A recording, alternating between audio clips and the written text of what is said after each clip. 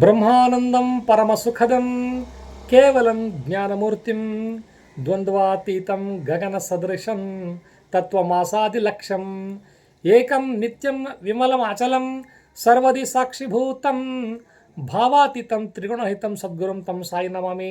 ನಿಮ್ಮ ಪ್ರಶ್ನೆ ಸಾಯಿ ಉತ್ತರ 141ನೇ ಭಾಗಕ್ಕೆ ಅಥವಾ 140ನೇ ಭಾಗ ಇರ್ಬೋದು. ನಿಮ್ಮೆಲ್ಲರಿಗೂ ಸುಸ್ವಾಗತ. ಯಾರು ಕೇಳಿದರೆ ಇವತ್ತು ನಿಮ್ಮಷ್ಟೇ ಕುತೂಹಲ ನಮಗೂ ಸಹ ಇದೆ.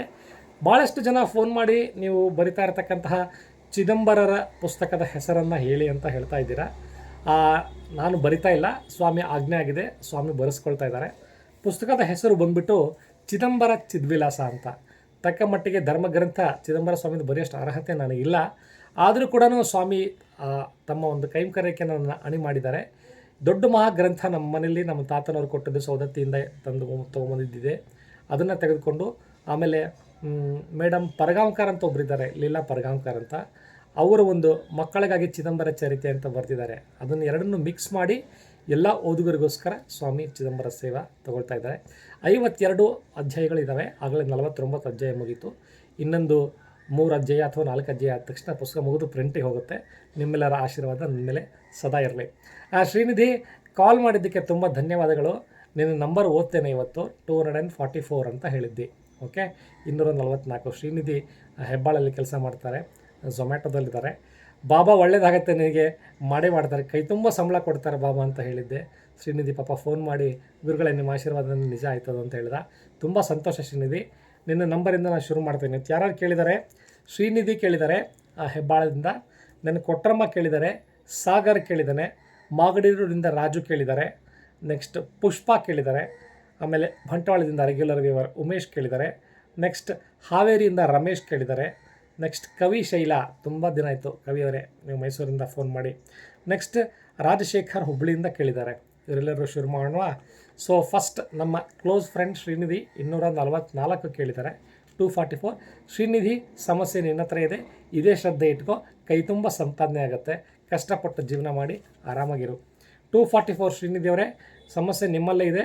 ಬಾಬಾ ಏನು ಹೇಳ್ತಾ ಇದ್ದಾರೆ ನಿಮ್ಮ ಸಮಸ್ಯೆಗೆ ಅಂತ ನಿಮ್ಮಷ್ಟೇ ಕುತೂಹಲ ನನಗೂ ಸಹ ಇದೆ. 244ಅಲ್ಲಿ, ಅಯ್ಯೋ ನೀನೆಂಥ ಅಮಾಯಕ, ನಿನ್ನ ಭಾರ್ಯೆಗೆ ಮಂಗಳವಾರಗಳು ಈ ಹನುಮದ ಉಪಾಸನೆಯನ್ನು ಮಾಡಲು ಹೇಳು, ನಿನ್ನ ಬಾಧೆ ತೊಲಗುವುದು. ನಿಮ್ಮ ಮಿಸ್ಸಸ್ಸು ಮದುವೆ ಆಗಿದ್ದರೆ ಅವರಿಗೆ ಹನುಮಾನ್ ಚಾಲೀಸವನ್ನು ಹೇಳಬೇಕಂತೆ, ಹನುಮದ ಉಪಾಸನೆ ಮಾಡೋದಕ್ಕೆ ಹೇಳಬೇಕಂತೆ, ಆಯಿತಾ? ಮಂಗಳವಾರಗಳು, ಎಷ್ಟು ಮಂಗಳವಾರ ಅಂತ ಹೇಳಿಲ್ಲ, ಮಂಗಳವಾರ ಹನುಮದ ಉಪಾಸನೆ ಮಾಡಿದರೆ ನಿಮಗೆ ಬಾಧೆ ತೊಲಗುತ್ತೆ ಅಂತ ಬಂದಿದೆ ಶ್ರೀನಿಧಿಯವರೇ. ನೆಕ್ಸ್ಟ್ ಕೊಟ್ರಮ್ಮ ಅವರು 164 ಕೇಳಿದ್ದಾರೆ. ಕೊಟ್ರಮ್ಮ ಹೇಗಿದ್ದಾರೆ? ನಮಸ್ತೆ. ನಿಮ್ಮ ಮೆಸೇಜ್ ಡೈಲಿ ಬರ್ತಾ ಇದೆ ನನಗೆ. ರಿಪ್ಲೈ ಮಾಡೋಕ್ಕಾಗಿಲ್ಲ ಅಂದರೆ ಕೂಡ ನಿಮ್ಮ ಕರ್ತವ್ಯವನ್ನು ಮಾಡ್ತಾ ಇದ್ದೀರಾ ನೀವು. ಮಗನೋಪಾದಿಯಲ್ಲಿ ನೋಡ್ತಾ ಇದ್ದೀರಾ ನನ್ನ. ಖಂಡಿತ ಕೊಟ್ರಮ್ಮ ಅವರೇ. ಯಾರೋ ಏನು ಹೇಳಿದರೆ ಎಂದು ಗಾಬರಿಯಾಗಿ ಅದರ ವಿರೋಧನ ಬಳಸಿಕೊಳ್ಳಬೇಡಿ. ಬಾಬಾ ಚರಿತ್ರೆ ನಿತ್ಯ ಪಠಣ ಮಾಡಿ ನಿಮ್ಮ ಜೀವನ ಸುಗಮವಾಗಿ ಅಭಿವೃದ್ಧಿ ಹೊಂದಿ ಎಲ್ಲರೂ ಮಿತ್ರರಾಗುತ್ತಾರೆ. ಅವ್ರು ಹಂಗಂದ್ರು ಇವ್ರು ಹಂಗಂದ್ರು ಅಂತ ಕೊರಗೋದು ಜಾಸ್ತಿ. ಅವ್ರು ಅಂದ್ರೆ ಹಿಂಗಂತ ಕೊರಗೋಬೇಡಿ. ಸೊ ನೀವು ಗುಲಾಮಗಿರಿಯನ್ನು ಬಿಟ್ಟು ವಿರೋಧವನ್ನು ಬೆಳೆಸಿಕೊಳ್ಳಬೇಡಿ. ಬಾಬಾ ಚರಿತ್ರೆ ನಿತ್ಯ ಪಠಣ ಮಾಡಿ ನಾನು ನಿಮ್ಮ ಹಿಂದೆ ಇದ್ದೀನಿ ಅಂತ ಬಾಬಾ ಸುಗಮವಾಗಿ ನಿಮ್ಮ ಜೀವನ ನಡೆಸೋದಕ್ಕೆ ಅಭಿವೃದ್ಧಿ ಹೊಂದಿ ಮಿತ್ರರು ಆಗ್ತಾರೆ ಅಂತ ಬರ್ತಾಯಿದೆ. ನೆಕ್ಸ್ಟ್ ಸಾಗರ್ ಅವರು 141 ಕೇಳಿದ್ದಾರೆ. ಸಾಗರ್, ಸಮಸ್ಯೆ ನಿನ್ನ ಹತ್ರನೇ ಇದೆ. 141ಕ್ಕೆ ಬಾಬಾ ಏನು ಹೇಳ್ತಾರೆ ನೋಡೋಣ. ಹನುಮದ್ ಭಕ್ತಿಯಿಂದ ವಿಷ್ಣು ಸಹಸ್ರನಾಮವನ್ನು ಪಠಣ ಮಾಡು, ನಿನ್ನ ಗ್ರಹದಲ್ಲಿ ವಿವಾಹ ಯೋಗವಿದೆ, ಅದು ಶೀಘ್ರವಾಗಿ ನೆರವೇರುವುದು ಅಂತ ಬರ್ತಾಯಿದೆ. ಸಾಗರ್ ಅವರೇ, ಮದುವೆ ಆಗಿಲ್ಲ ಅಂದರೆ ನಿಂದು ಅಥವಾ ನಿಮ್ಮ ತಮ್ಮಂದು ಯಾರದು ಇರಬಹುದು, ಹನುಮದ್ ಭಜನೆ ಸಮೇತ ನೀವೇನು ಮಾಡಬೇಕು? ವಿಷ್ಣು ಸಹಸ್ರನಾಮ ಪಠಣ ಮಾಡಬೇಕು. ಯಾರ ಮನೆಯಲ್ಲಿ ವಿಷ್ಣು ಸಹಸ್ರನಾಮ ಪಠಣ ನಿತ್ಯ ಮಾಡ್ತಾರೋ ಅವರ ಮನೆಯಲ್ಲಿ ಶಾಂತಿ ತಾಂಡವವಾಡುತ್ತೆ ಅಂತ ಬಾಬಾನೇ ಆಜ್ಞೆ ಮಾಡಿದ್ದಾರೆ. ಯಾಕಂದರೆ ಬಾಬಾ ಎದೆನೋವು ಬಂದಿತ್ತು ಒಮ್ಮೆ. ಎದೆನೋವು ಬಂದಾಗ ಅವರು ಎದೆ ಮೇಲೆ ಇಟ್ಕೊಂಡು ವಿಷ್ಣು ಸಹಸ್ರ ಹೇಳಿದಾಗ ಅದು ಕಡಿಮೆ ಆಯ್ತಂತೆ. Okay, next Magadi road Raju 172. Raju ಹೇಗಿದ್ದೀರಾ? ಮಳೆ ಆಗಿದೆ ಅಣ್ಣ ಅಂತ. ಹೌದಪ್ಪ, ಬೆಂಗಳೂರು ಮಳೆ ಬರೋ ಥರ ಆಗಿದೆ. ಮತ್ತು ಅದೊಂದು ಗುಡ್ ನ್ಯೂಸೇ. ನಿನ್ನೆ ಬರಲಿಲ್ಲ ಮಳೆ, ನೋಡಬೇಕು ಇವತ್ತು ಬರುತ್ತೇನೋ ಅಂತ. ಇವತ್ತು ಔಷಧಿ ಮತ್ತು ಗುಣಗಳಿಂದ ಆಗತಕ್ಕಂತಹ ಬಾಧೆ ಸಾಯಿನಾಮದಿಂದ ಆಗುತ್ತೆ ಅಂತ ಹೇಳ್ತಾರೆ ಬಾಬಾ. ರೋಗದಿಂದ ಭಯಬೇಡ, ನನ್ನ ಮಂತ್ರ ಜಪ ಮಾಡು, 10 ಗುರುವಾರ ಭೋಜನವಿಟ್ಟರೆ ನಿನ್ನ ಆರೋಗ್ಯ ಸುಧಾರಿಸುವುದು ಅಂತ ಮಾಗಡಿ ರೋಡಿನಿಂದ ಬರ್ತಕ್ಕಂಥ ರಾಜು ಅವರಿಗೆ ಬಾಬಾ ಹೇಳಿದ್ದಾರೆ. ನೆಕ್ಸ್ಟ್ ಪುಷ್ಪ 684. ಪುಷ್ಪ ಅವರೇ, ಊರ ಹೆಸರು ಮತ್ತೆ ಹಾಕಲಿಲ್ಲ ನೀವು. 684 ಏನು ಹೇಳ್ತಾ ಇದ್ದಾರೆ ಬಾಬಾ ನೋಡಬೇಕು. ನೋಡೋಣ. ನಿಮ್ಮಷ್ಟೇ ಕುತೂಹಲ ನನಗೂ ಸಹ ಇದೆ. ಕೆಲಸದ ನಿಮಿತ್ತ ಮನೆಯಿಂದನೇ ಕೆಲಸ ಇರೋದರಿಂದ ನಾನು ಮಾಡ್ತಾಯಿದ್ದೀನಿ. ಇವಾಗ ಇನ್ನೇನು ಚಾಮರಾಜಪೇಟೆಗೆ ಹೋಗಬೇಕು ಅನ್ನುವಾಗ ಮೆಸೇಜ್ ಬಂತು. ಓಕೆ, 684 ಗುರುವಾರದಿಂದ ಶ್ರೀ ಸಾಯಿ ಲೀಲಾಮೃತವನ್ನು ಪಠಣ ಮಾಡು. 49 ದಿನ ಕಾಲ ನೀನು ಅದನ್ನು ಮುಂದುವರೆಸು. ನೀನು ನೆನೆಸಿರುವ ಎಲ್ಲ ಕೆಲಸಗಳು ಆಗುವವು ಅಂತ ಬರ್ತಾ ಇದೆ. ಓಕೆ, ಪುಷ್ಪ ಏನು ಹೇಳ್ತಾ ಇದ್ದಾರೆ? ಗುರುವಾರ ಸಾಯಿ ಲೀಲಾಮೃತವನ್ನು ಪಠಣ ಮಾಡಬೇಕಂತೆ. ಪುಷ್ಪ ಅವರೇ, ಬಾಬಾ ಹೇಳ್ತಾ ಇದ್ದಾರೆ 49 ದಿನಗಳ ಕಾಲ ನೀವು ಮಾಡಬೇಕಂತೆ. ನಿಮಗೆ ನೆನೆಸಿರೋ ಕೆಲಸಗಳೆಲ್ಲ ನೆರವೇರುತ್ತೆ ಅಂತ ಬರ್ತಾ ಇದೆ.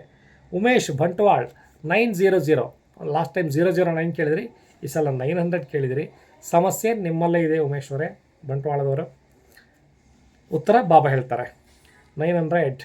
ನನ್ನ ಮಂತ್ರವೇ ನಿನಗೆ ಸುರಕ್ಷೆ, ನಿಮ್ಮ ರಕ್ಷಕರನ್ನು ಸಂಶಯಿಸುವ ಕೆಲಸ ಬೇಡ. ಯಾವಾಗಲೂ ನಾವೇನು ಮಾಡ್ತೀವಿ, ಅಯ್ಯೋ ದೇವ್ರಿದ್ದಾನೆ ಅಂತೀವಿ, ದೇವರು ನಮಗೆ ಯಾಕೆ ಕಷ್ಟ ಕೊಡ್ತಾರೆ, ಅಯ್ಯೋ ಮಾಡ್ತಾನೆಲ್ಲ ಮಾಡ್ತಿಲ್ಲ, ಕಾಲಿಟ್ಟು ಹೀಗೆ ಮಾಡ್ತಾ ಇರ್ತೀವಿ. ಯಾವಾಗಲೂ ಹಾಗೆ ಮಾಡಬಾರ್ದು ನಾವು, ಅಲ್ವಾ? ನೀವು ದೇವ್ರ ಮೇಲೆ ಭಾರ ಹಾಕಿ ನೀವು ಹೋಗದೇ ಇದ್ದರೆ, ಅಥವಾ ದೇವ್ರ ಮೇಲೆ ಭಾರ ಹಾಕಿ ನೀವು ಅನುಮಾನ ಮಾಡಿದ್ರೆ ದೇವ್ರ ಮೇಲೆ ಅನುಮಾನ ಮಾಡ್ದಂಗೆ. ಸೊ ಅದಕ್ಕೆ ಬಾಬಾ ಅಪ್ಪಣೆ ಕೊಡ್ತಾ ಇದ್ದಾರೆ, ನನ್ನ ಮಂತ್ರವೇ ನಿನಗೆ ಶ್ರೀರಕ್ಷೆ ಆಗಿರಬೇಕಾದ್ರೆ ನೀನು ಯಾಕೆ ಒದ್ದಾಡ್ತೀಯಾ? ನಿನ್ನ ರಕ್ಷಕನಾಗಿರ್ತಕ್ಕಂಥ ನನ್ನ ಮೇಲೆ ಸಂಶಯ ಬೇಡ ಅಂತ ಬಾಬಾ ಹೇಳ್ತಾ ಇದ್ದಾರೆ. ರಾಜಶೇಖರ್ ಹುಬ್ಬಳ್ಳಿಯಿಂದ ಕೇಳಿದ್ದಾರೆ 981.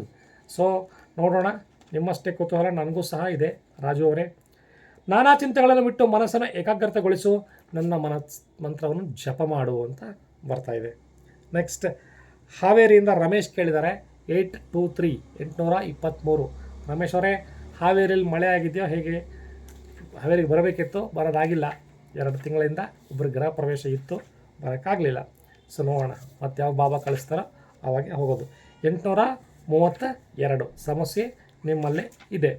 ಮಾಯೆಗಳ ಮಾತುಗಳನ್ನು ನಂಬಿ ಮೋಸ ಹೋದೆ, ಇನ್ನು ಜಾಗ್ರತೆಯಿಂದ ನನ್ನ ವ್ರತವನ್ನು ಮಂತ್ರ ಜಪವನ್ನು ಮಾಡು, ಎಲ್ಲ ಲಭಿಸುತ್ತದೆ. ನೋಡಿ, ಹೆಣ್ಣು ಹೊನ್ನು ಮಣ್ಣು ಅನಿಸಿಕೆ ಮನೋಕಾಮನೆ ಇವೆಲ್ಲ ಮಾಯೆಗಳು.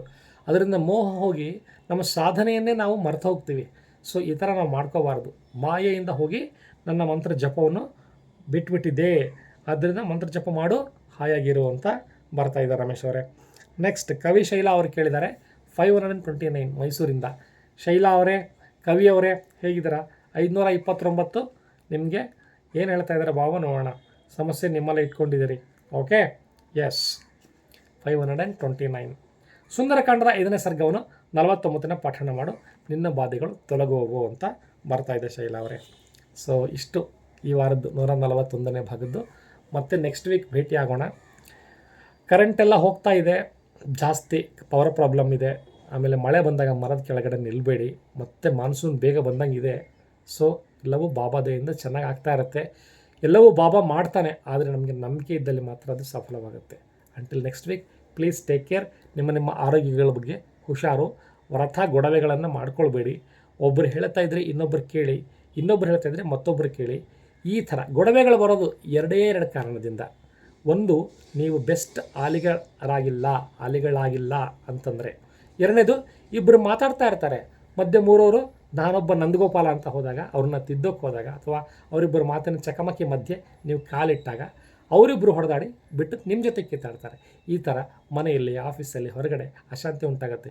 ಇವೆರಡು ರೂಲ್ಸ್ ನೀವು ಫಾಲೋ ಮಾಡಿ, ಒಳ್ಳೆಯ ಆಲಿಗರಾಗ್ರಿ. ಇಬ್ಬರ ಮಧ್ಯೆ ಹೋಗಬೇಡಿ. ಅದು ಏನಕ್ಕೆ ಬರುತ್ತೆ ಜಗಳ ನೋಡೋಣ. ಓಕೆ, ಅಂಟಿಲ್ ನೆಕ್ಸ್ಟ್ ವೀಕ್ ಕೇಳೋಣ, ಸಿಗೋಣ. ಓಂ ಸಾಯಿರಾಮ್.